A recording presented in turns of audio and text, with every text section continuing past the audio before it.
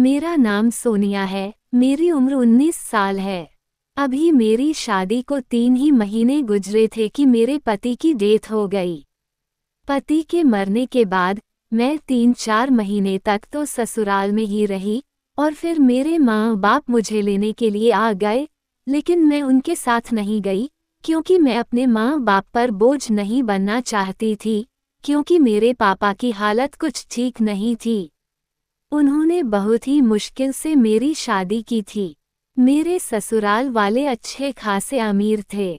मेरी सास के सिर्फ 2 ही बेटे थे और उनकी एक बेटी थी। मेरा पति और उसका एक बेटा, जो मेरे पति से 2 साल छोटा था।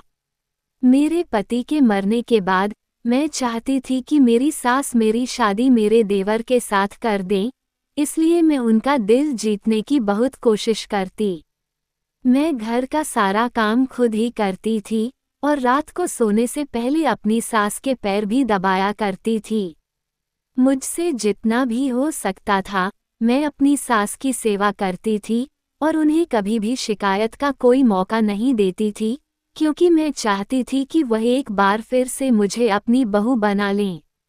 मेरी एक नंद थी जो शादीशुदा थी।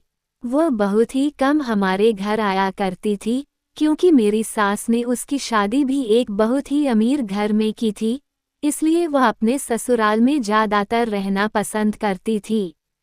उसके घर में तो हमारे घर से भी ज़्यादा ऐशो आराम मौजूद थे और वह अपनी ससुराल में बहुत ही खुशी खुशी जिंदगी बिता रही थी। लेकिन मेरी नंद जब भी आती थी मैं उसकी बहुत ही अच्छे से खातिरदारी करती थी। उसकी पसंद के सारे खाने बनाती थी और उसके बच्चों का भी बहुत ख्याल रखती थी। इस बात से भी मेरी सास बहुत ही खुश हुआ करती थी। मेरी सास मुझे शादी के पहले दिन से ही पसंद करती थी। मैं भी उनके साथ बहुत अच्छा व्यवहार रखती थी और मुझे ढेर सारा आशीर्वाद दिया करती थी। वह कहती थी कि मेरा आशीर्वाद तुम्हारे साथ है, भगवान तुम्हें हमेशा सुखी रखें। मैं तो भगवान से प्रार्थना करती हूँ कि मेरी दूसरी बहू भी मुझे उतनी ही अच्छी मिले जितनी तुम हो। मुझसे कहती थी कि तुम मेरे लिए बिल्कुल मेरी बेटी की तरह हो। तुम जिस तरह मेरी सेवा करती हो, इस तरह तो कोई बेटी भी अपनी माँ की सेवा नहीं कर सकती। मैं अपनी सास का किसी तरह भी दिल जीतना चाहती थी, क्योंकि हमारे घर में सिर्फ मेरी सास की ही हुकूमत चलती थी। हर चीज़ उनके कहने पर ही होती थी। उनकी मर्जी के बिना तो घर में पत्ता भी नहीं हिल सकता था। अगर कोई बात उनको बुरी लग जाती थी तो फिर इस घर में उसका नाम भी कोई नहीं लेता था, क्योंकि मेरी सास बहुत ही सख्त मिजाज की औरत थी। हमारे घर में तो उनकी मर्जी के बिना परिंदा भी पर नहीं मार सकता था। मेरी सास मुझसे बहुत ज़्यादा खुश थी, इसीलिए मुझे विश्वास हो गया था कि वह मेरे देवर के साथ मेरी शादी करवा देंगी। मेरा देवर, जो कि अमेरिका में डॉक्टर की पढ़ाई कर रहा था, उसके वापस आने में सिर्फ 3 महीने रह गए थे और मैं दिल ही दिल में बहुत खुश हो रही थी कि एक बार फिर से यह घर मेरा हो जाएगा और मैं इस घर की मालकिन बन जाऊंगी। क्योंकि मैं अपनी पूरी जिंदगी गरीबी में गुजार कर आई थी और यहाँ आकर मुझे पता चला था कि जिंदगी के ऐशो आराम क्या होते हैं। अब मैं ऐशो आराम अपने हाथों से गंवाना नहीं चाहती थी। मेरा ससुराल बहुत ज़्यादा अमीर था। मेरे ससुर के पास बहुत सारी ज़मीन थी, जो उन्हें अपने बाप दादाओं से विरासत में मिली थी। ये लोग खानदानी अमीर थे। मेरा देवर भी दिखने में काफ़ी खूबसूरत और स्मार्ट था।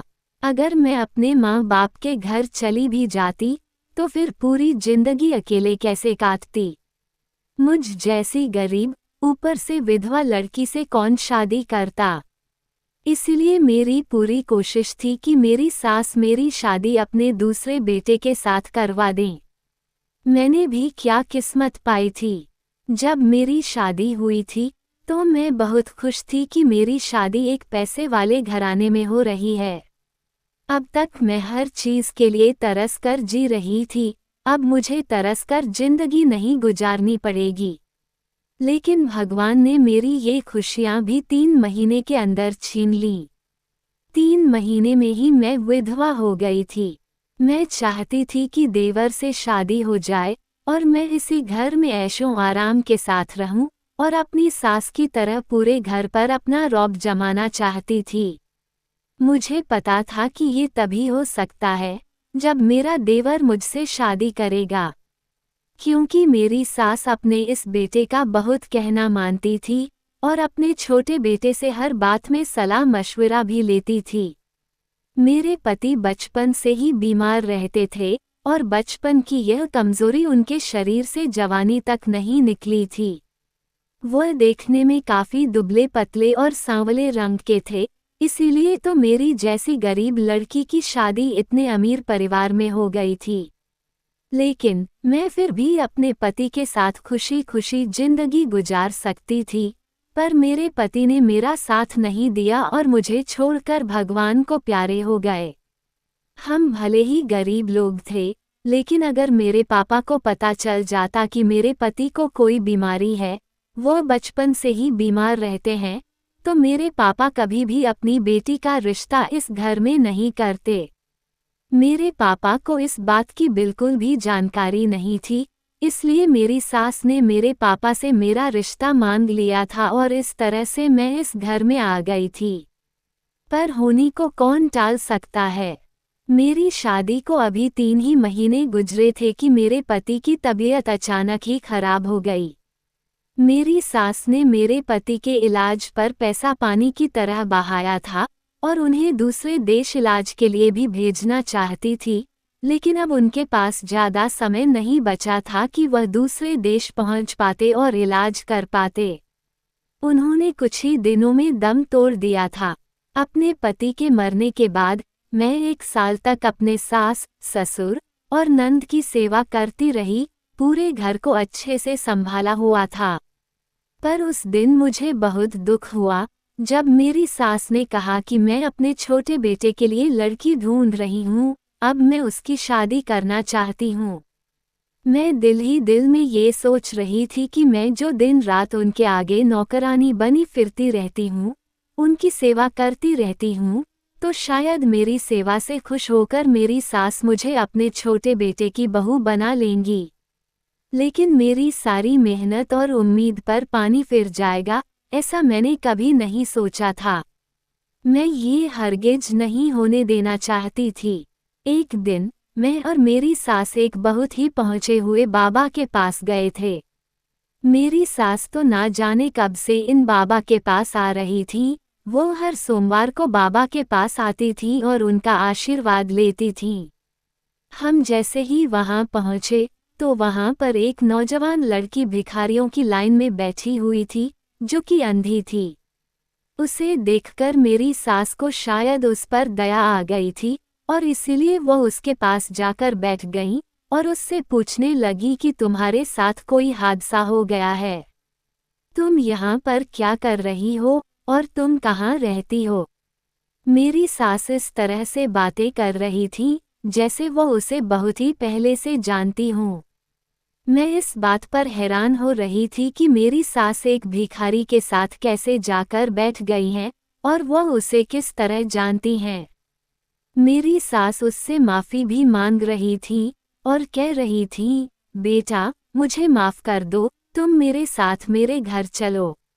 वो अंधी लड़की बहुत ही गुस्से में लग रही थी। उसने मेरी सास से कहने लगी, मैं आपके साथ हरगिज़ नहीं जाऊंगी। मेरे साथ जो कुछ भी हुआ है वह आपकी ही वजह से हुआ है और इसके लिए मैं आपको कभी माफ़ नहीं करूंगी। मेरी सास अब रो रो कर उससे माफ़ी मांग रही थी और कह रही थी, जैसा तुम चाहती थी अब बिल्कुल वैसा ही होगा। तुम्हारे दिल की इच्छा, तुम्हारी तमन्ना पूरी हो जाएगी, बस तुम सिर्फ मेरे साथ चलो। मेरी सास उस अंधी भिखारी को अपने घर लेकर आ गईं। मैंने जब अपनी सास से यह सवाल किया कि मम्मी जी, आप उस भिखरन को अपने साथ घर क्यों लेकर आई हैं? आखिर ये लड़की कौन है? तो मेरी सास ने मुझे सिर्फ इतना ही बताया कि मैं इसकी शादी अपने छोटे बेटे से करूंगी। मेरी सास की यह बात सुनकर मेरे पैरों तले से तो जमीन ही खिसक गई, क्योंकि मैंने जितने भी सपने देखे थे वह सब चकनाचूर होते नजर आ रहे थे। मेरी सास ने मुझे ये बात बताकर चुप रहने का इशारा कर दिया कि अब आगे मुझे कोई सवाल नहीं करना है। मुझे अपनी सास की इस बात पर बहुत ज्यादा हैरत हो रही थी कि वह एक अंधी लड़की से, जो कि भीख मांग रही थी, अपने डॉक्टर बेटे की शादी कैसे कर सकती हैं। और मुझे ये भी लग रहा था कि मेरा देवर तो उसे देखकर उसी वक्त ठुकरा देगा, क्योंकि वह अमेरिका में पढ़ता था और उसकी पसंद भी बहुत हाईफाई होगी। ये भिखारी तो उसकी पसंद बिल्कुल भी नहीं हो सकती। वह एक अंधी भिखारी से शादी कैसे करेगा। मुझे तो अपनी सास की सोच पर हैरत हो रही थी।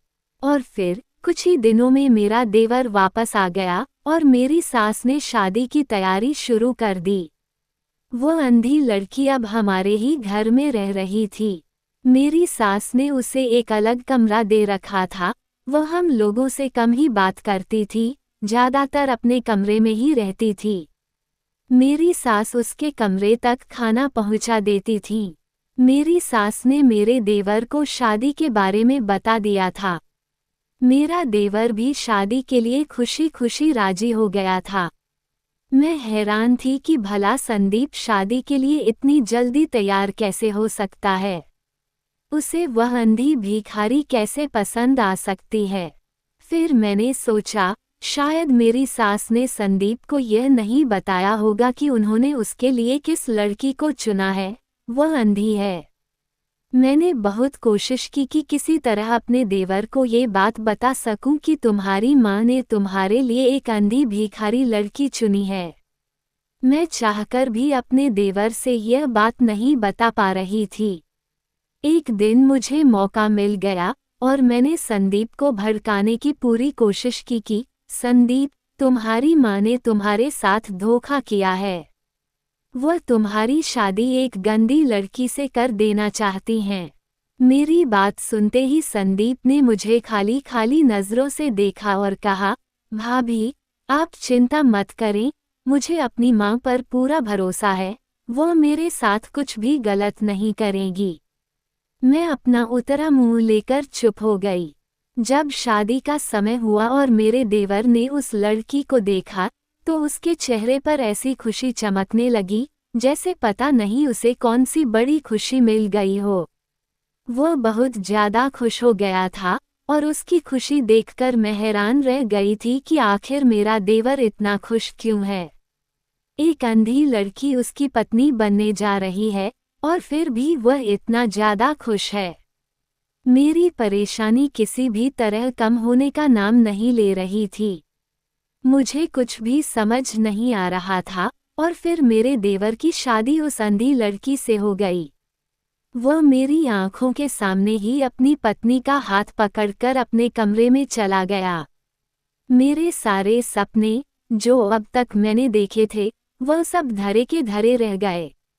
मेरी सास ने मुझे हुक्म दिया कि अपने देवर और देवरानी की सारी जिम्मेदारी अब तुम्हें ही उठानी होगी, क्योंकि वह अंधी है, उसे कुछ भी नजर नहीं आता, इसलिए उसके खाने पीने से लेकर उसके हर काम की जिम्मेदारी अब मैं तुम पर डालती हूँ। मुझे ये बात बिल्कुल भी अच्छी नहीं लगी थी कि मैंने पहले तो अपनी सास की सेवा की इस घर में, और फिर मेरी सास ने मुझे देवरानी की नौकरी पर लगा दिया था। मैंने हिम्मत करके अपनी सास से बात करने का फैसला कर लिया और फिर मैं उनके कमरे में चली गई। मैंने सास से पूछा, आपने मेरे बारे में आखिर क्या क्या सोचा है? आप कब तक मुझे अपने घर में इस तरह नौकरानी बनाकर रखेंगी? पहले तो सिर्फ आप थी, अब तो आपने एक अंधी लड़की को भी मेरे सर पर लाकर बिठा दिया है। आप मेरे पति की माँ थी, इसलिए मैं आपकी सेवा दिलो जान से करती थी, पर मैं उस अंधी भिखारी की नौकरानी नहीं बन सकती। मेरी सास ने मुझसे कहा, इधर आकर मेरे पास बैठो, मैं तुम्हें बताती हूँ कि वह लड़की कौन है। मुझे मेरी सास अब बिल्कुल भी अच्छी नहीं लग रही थी। मेरा दिल नहीं कर रहा था कि मैं उनके पास जाऊं।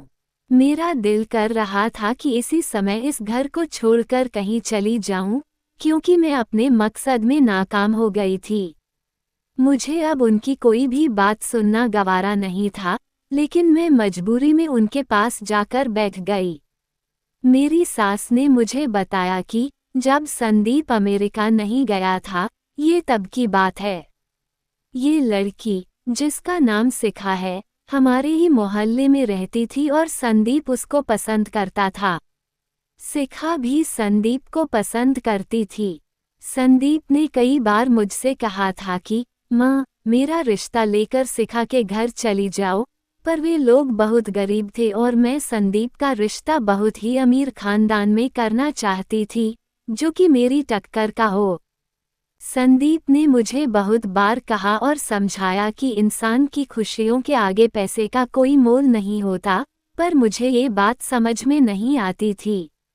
मैं उस लड़की के माँ बाप के घर गई थी और उनसे कहा था कि अपनी बेटी को समझाओ कि मेरे बेटे से दूर रहे, वरना आप लोगों के साथ अच्छा नहीं होगा। मैं जानती हूँ कि आपकी नज़र मेरी दौलत पर है, इसलिए आपने अपनी बेटी को मेरे बेटे को फंसाने के लिए कहा है। पर जैसा आप लोग चाहते हैं, वैसा बिल्कुल भी नहीं होगा। मैं ऐसा हरगिज़ नहीं होने दूंगी। शिखा की माँ मुझे रो रो कर कह रही थी कि हमने अपनी बेटी को ऐसा कुछ भी नहीं कहा। हम गरीब लोग हैं, पर इज्जत वाले हैं। आप यहाँ आकर इस तरह से तमाशा करेंगे तो मोहल्ले में हमारी क्या इज्जत रह जाएगी। भगवान के लिए हम पर दया करें और यहाँ से चले जाएं। उस औरत ने मुझसे कहा था कि मैं आज के बाद अपनी बेटी को आपके बेटे से नहीं मिलने दूंगी। आप निश्चिंत होकर घर जाएं। उस समय जब मैं उनके घर गई और उनको इतनी सारी बातें सुनाकर आ रही थी, तो उनके घर के बाहर काफ़ी लोग जमा हो गए थे और सारे मोहल्ले को इस तमाशे के बारे में पता चल गया था। उस लड़की की माँ बेचारी बहुत ही शर्मिंदा हो रही थी और साथ ही साथ रो भी रही थी। जब मैं घर वापस आई तो संदीप मुझसे बात बिल्कुल भी नहीं कर रहा था। मैंने उसे खाना खाने के लिए बुलाया, पर उसने खाना खाने से मना कर दिया। संदीप की यह बेरुखी मुझे बिल्कुल भी सहन नहीं हो रही थी, क्योंकि इससे पहले कभी भी ऐसा नहीं हुआ था कि संदीप मुझसे बात ना करे और मेरी किसी भी बात का जवाब ना दे। संदीप तो मेरा बहुत ही आज्ञाकारी बेटा था, जो मेरी एक आवाज़ पर ही भागा चला आता था, और यह सब इस वजह से हो रहा था क्योंकि उसे उस लड़की ने फ़ोन करके बता दिया था कि मैं उनके घर गई थी और उसके माँ बाप को पूरे मोहल्ले के सामने बेइज्जत करके आई हूँ। अगली सुबह जब वह घर से बाहर जा रहा था, तो मैंने उससे पूछा, कहाँ जा रहे हो? उसने मुझे बताया कि मैं शिखा से मिलने जा रहा हूँ। मैंने उसे बहुत रोका। मैंने उससे कहा कि मैं उस गरीब लड़की से तुम्हारी शादी हरगिज़ नहीं करवाऊंगी। उसकी नज़र सिर्फ तुम्हारी दौलत पर है, जो तुम्हें नज़र नहीं आ रही। संदीप मेरी सारी बातें सुनकर बाहर चला गया और उसने मुझे किसी भी बात का जवाब नहीं दिया। थोड़ी ही देर के बाद जब वह वापस आया तो बहुत ही चिल्ला चिल्ला कर रो रहा था। वह अपने कमरे में चला गया। उसने वहां पर रखी हुई हर चीज तोड़ दी थी। ऐसा लग रहा था जैसे उस पर पागलपन का दौरा पड़ गया हो। मैंने उसके कमरे का दरवाजा खटखटाया, पर उसने मुझे जवाब तक नहीं दिया और खुद को कमरे में बंद कर लिया। उसने पूरा दिन खाना नहीं खाया। संदीप की यह हालत मुझसे बिल्कुल भी सहन नहीं हो रही थी, क्योंकि मैं उसकी माँ थी। वह मुझे अपनी जान से ज़्यादा प्यारा था। मेरा बड़ा बेटा तो पहले ही बीमार रहता था, पर अब मैं अपना ये बेटा खोना नहीं चाहती थी। मैं कैसे भी करके उस लड़की और उसके परिवार को शहर से निकाल देना चाहती थी, क्योंकि मुझे ऐसा लगता था कि अगर वे लोग यहाँ से चले जाएंगे तो संदीप का संपर्क उस लड़की से खत्म हो जाएगा और इस तरह धीरे धीरे वह उस लड़की को भूल जाएगा और फिर सब कुछ ठीक हो जाएगा। संदीप ने उस दिन खुद को कमरे में बंद रखा था। मैं फिर से उस लड़की के घर चली गई।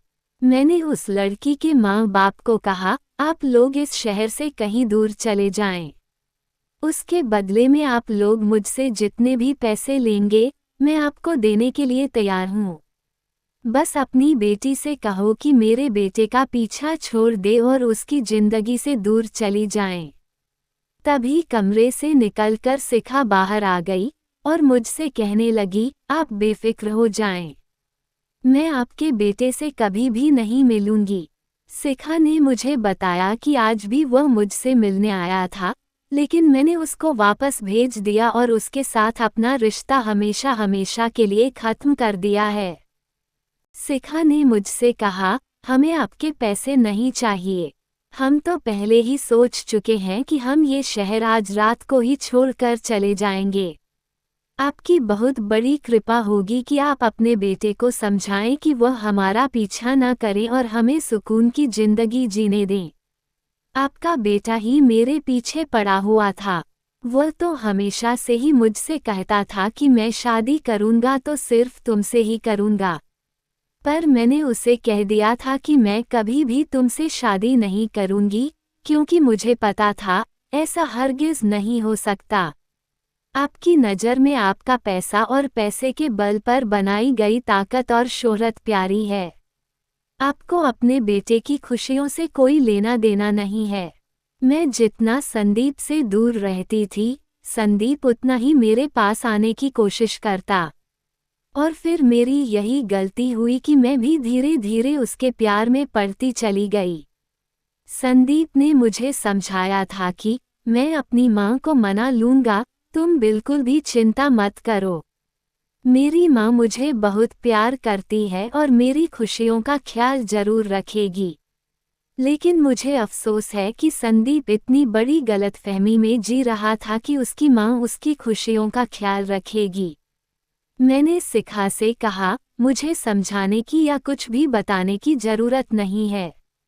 जितना जल्दी हो सके शहर से निकल जाओ। ऐसा कहकर जब मैं घर गई तो संदीप की हालत बिगड़ चुकी थी। मैंने ये सोचा था कि यह सिर्फ कुछ ही दिनों की बात है। धीरे धीरे वह खुद ही ठीक हो जाएगा और शिखा को भूल जाएगा, पर ऐसा कुछ भी नहीं हुआ था। संदीप की तबीयत दिन ब दिन बिगड़ती ही जा रही थी। उसने खाना पीना बिल्कुल ही बंद कर दिया था और फिर एक दिन तो संदीप बेहोश होकर गिर गया और बेहोशी के आलम में वह शिखा का नाम ही पुकार रहा था। उस दिन मुझे एहसास हुआ कि काश मैं शिखा के साथ उसकी शादी कर देती तो शायद आज मेरे बेटे की यह हालत न होती। उस दिन मेरा बेटा अस्पताल में दाखिल था। जिस दिन संदीप को थोड़ा होश आया, उस दिन वो मुझसे रो रो कर कह रहा था, मम्मी मुझे शिखा के पास जाना है। भगवान के लिए मुझे शिखा से मिलवा दें। सिर्फ एक बार मुझे उसकी शक्ल दिखा दें। मैं उसके बिना मर जाऊंगा। मैं उससे मिलने की कोशिश करता हूँ, लेकिन वो मुझसे मिलना ही नहीं चाहती। मैं उससे मिलने गया था, पर उसने मेरे साथ अपना रिश्ता खत्म कर दिया और पता नहीं मुझे छोड़कर कहाँ चली गई है। अब संदीप को क्या खबर थी कि मैंने ही उसे शहर से निकाल दिया है। संदीप उस दिन की बात कर रहा था जब वह शिखा से मिलने गया था और उसी दिन शिखा ने शहर छोड़ दिया था। मैंने संदीप को समझाया, बेटा सब ठीक हो जाएगा। जैसे ही तुम ठीक हो जाओगे मैं तुम्हारा रिश्ता लेकर उस लड़की के घर चलूंगी। मैं तुमसे वादा करती हूँ कि मैं शिखा की शादी तुम्हारे साथ ही करवाऊंगी।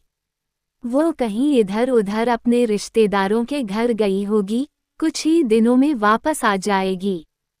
तुम चिंता मत करो। मैंने नजरें चुराते हुए संदीप से कहा। ये खबर सुनने के बाद संदीप थोड़ा खुश हो गया था और फिर कुछ ही दिनों में वह ठीक हो गया। जब हम घर वापस आए तो संदीप फिर से शिखा से मिलने गया, लेकिन वो बहुत ही मायूस होकर घर वापस आया। संदीप ने मुझे बताया, मम्मी अब तो आप भी मान गई थीं, आप भी शादी के लिए राजी हो गई थीं, फिर पता नहीं क्यों शिखा और उसके घरवाले ये शहर छोड़कर कहीं चले गए हैं और उनका नंबर भी बंद जा रहा है। मैं उनको कहाँ तलाश करूँगा? पता नहीं वो लोग कहाँ चले गए हैं। इस मोहल्ले में काफ़ी लोगों से पूछा पर किसी को भी पता नहीं है कि वो लोग आखिर कहाँ गए हैं, लेकिन मैंने संदीप को कुछ भी नहीं बताया कि वो लोग मेरे कहने पर ही यह शहर छोड़कर चले गए हैं, क्योंकि जानती तो मैं भी नहीं थी कि वह लोग आखिर कहाँ गए हैं। संदीप ने पूरे 6 महीने शिखा को तलाश किया पर वो उसको कहीं भी नहीं मिली और आखिर मायूस होकर संदीप को ये बात स्वीकार ही करनी पड़ी कि अब शिखा उसको नहीं मिलेगी और फिर उसने यह फैसला किया कि वह ये देश छोड़कर चला जाएगा और कभी भी वापस नहीं आएगा।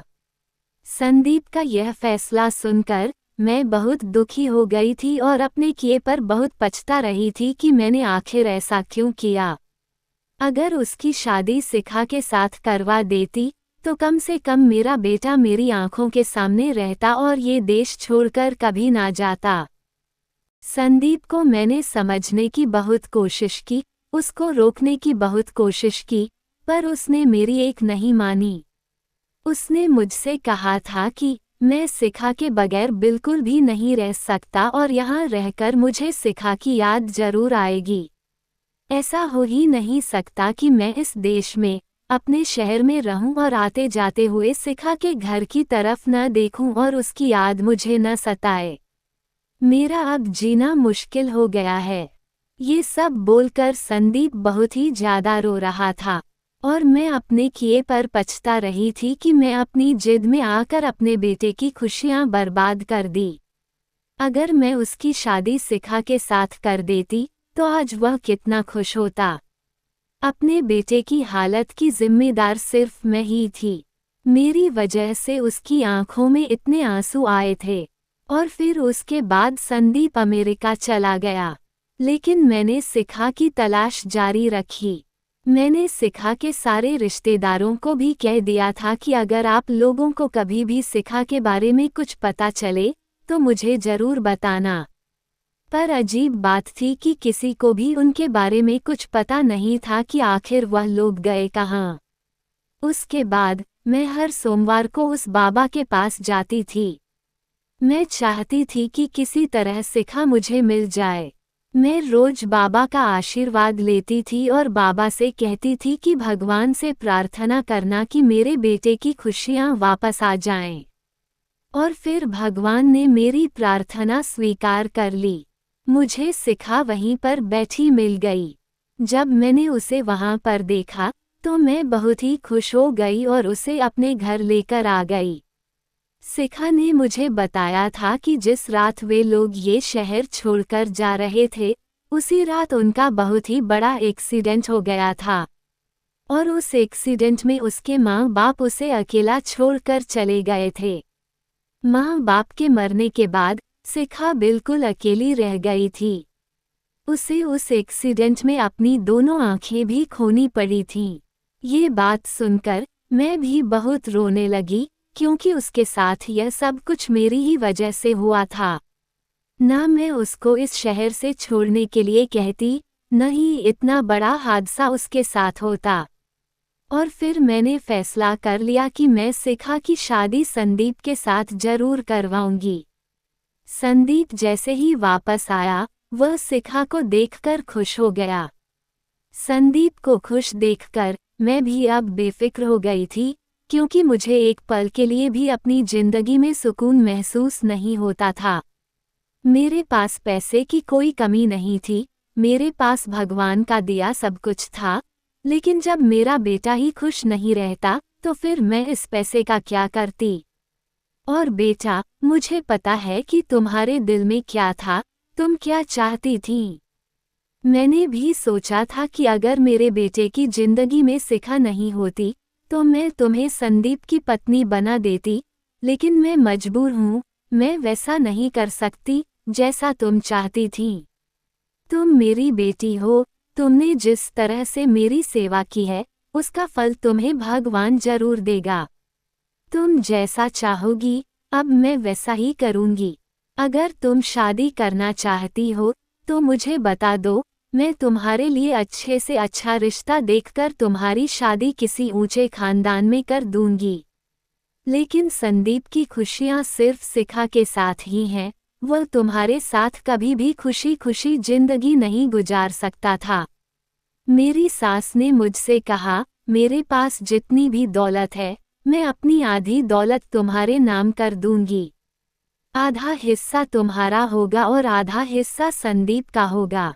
पर फिर भी तुम अपनी जिंदगी का कोई फैसला लेना चाहती हो तो तुम्हें पूरा हक है। तुम जो भी कहोगी वैसा ही होगा। अपनी सास की सारी बातें सुनकर मुझे उस समय एहसास हुआ कि मैं जो कुछ भी सोच रही थी वो बहुत ही गलत था। मुझे अपने घर वालों का प्यार भी नजर नहीं आ रहा था।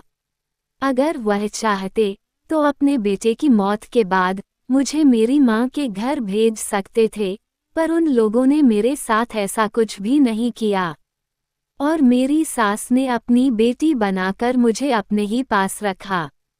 मेरी सास ने आगे कहा, बेटा, अपने दिल में कोई मलाल बिल्कुल मत रखना कि मैंने अपने बीमार बेटे से तुम्हारी शादी करवाकर तुम्हारी जिंदगी खराब कर दी। मैंने अपने बड़े बेटे की शादी तुम्हारे साथ इसलिए की थी क्योंकि डॉक्टर ने मुझे उम्मीद दिलाई थी कि मेरा बेटा ठीक हो जाएगा। मैंने उसकी शादी इसलिए की थी कि इस तरह उसकी जिंदगी में कुछ खुशियां आ जाएंगी और वह जिंदगी की तरफ लौटने लगेगा। उसके अंदर जीने की उमंग जागेगी, लेकिन मुझे क्या पता था कि उसकी जिंदगी बस इतनी ही थी।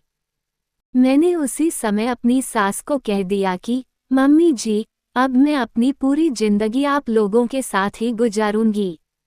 इस घर में मुझे जितनी खुशियां मिली हैं, मैंने तो कभी सोचा भी नहीं था कि मेरी जिंदगी में भी कभी इतनी खुशियां मुझे नसीब होंगी। आपने जितना कुछ मुझे दिया है, मेरे लिए तो ये भी बहुत ज्यादा है। मुझे अब और ज्यादा की इच्छा नहीं है। मेरी सास ने मुझे गले लगा लिया और मुझसे कहा, तुम मेरी बेटी हो, हमेशा मेरी बेटी ही रहोगी।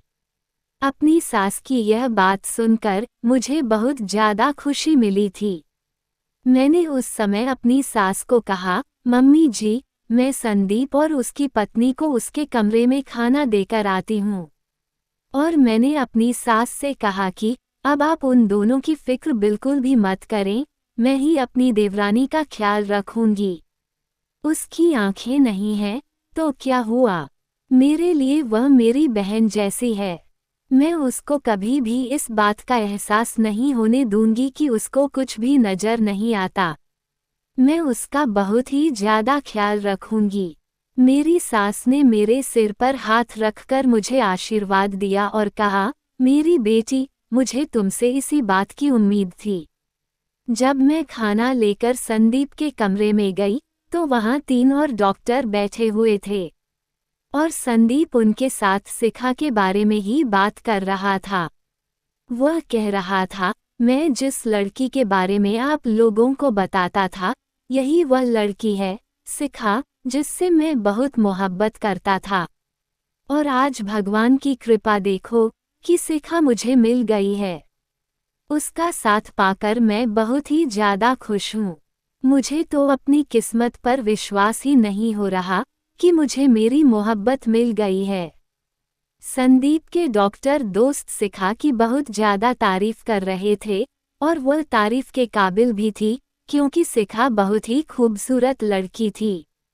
संदीप के दोस्त, जो कि डॉक्टर थे, वह संदीप से कह रहे थे कि तुम शिखा को अमेरिका लेकर आओ, उसका वहां ऑपरेशन करवाएंगे और फिर शिखा की आंखें वापस आ जाएंगी। ये बात सुनकर मुझे और भी ज्यादा खुशी हो रही थी कि उसकी आंखों की रोशनी एक बार फिर से वापस आ जाएगी और फिर हम दोनों देवरानी जेठानी इस घर में खुशी खुशी जिंदगी गुजारेंगे।